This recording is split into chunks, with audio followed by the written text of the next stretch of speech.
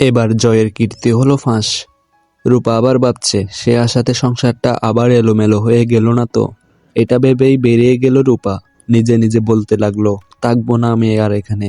ক্যাটরিন বন্ধ হতে চলেছে একথা জানতে পেরে উর্মি যখন রেগে গিয়ে রূপার উপরেই আঙুল তুলল, তখন দীপা ভাবতে বাধ্য হলো এই টাকা আসলে রূপাকে ফিরিয়ে আনাতে নয়, জয়ের জন্যই ক্যাটরিন আজ বন্ধের পথে।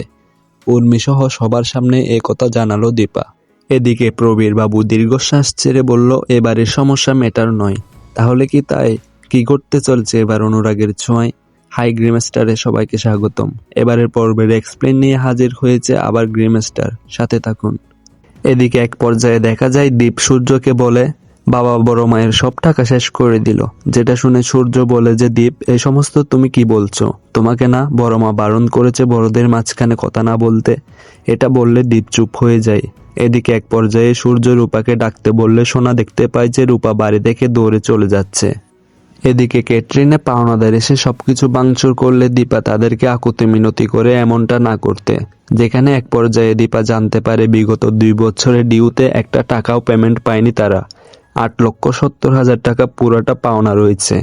দীপার যেন মাথায় আকাশ ভেঙে পড়লো এই কথা শুনে। দীপা বলতে থাকলো, আমি মাসের পর মাস জয়কে টাকা দিয়ে গিয়েছি, জয় এটা কি করলো? বিশ্বাস ভেঙে দিল।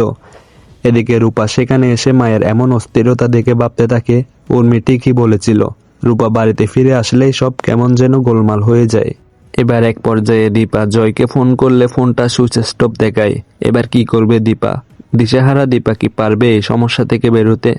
এদিকে রূপাকে খুঁজতে আসলে সোনা গাড়ি অ্যাক্সিডেন্ট করে, আর এক পর্যায়ে বোঝা যায় ছোট্ট সোনা এবার বড় হয়েছে।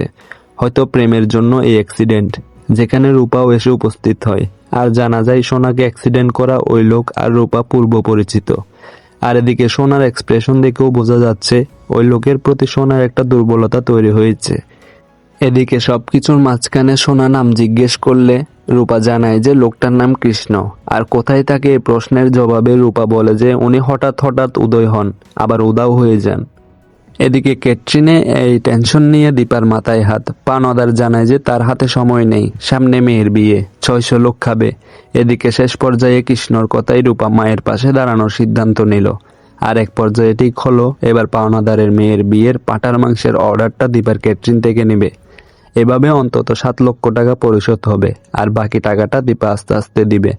এমন প্রতিশ্রুতিতে যদিও পাওনাদার রাজি হন, কিন্তু একটা সমস্যা থেকেই যায়। কিভাবে এই অর্ডারটা কমপ্লিট করবে দীপা? কোথায় পাবে এত টাকা?